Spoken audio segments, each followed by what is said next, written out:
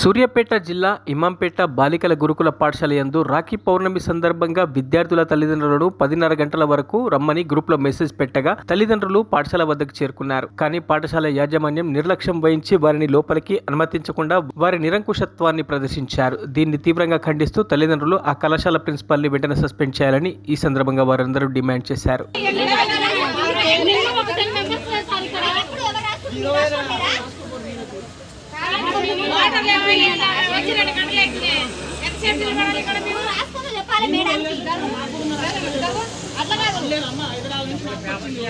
కూర్చోలేదు మేడం వాళ్ళు మాకు 10:30 రమ్మని ఇంటిమేషన్ ఇచ్చారు కాబట్టి మేము వచ్చినాం.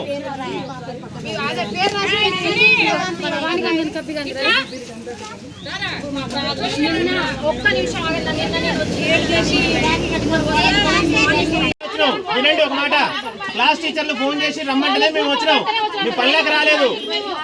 ప్రతి ఒక్క క్లాస్ టీచర్ గ్రూప్ లో పెట్టి 10th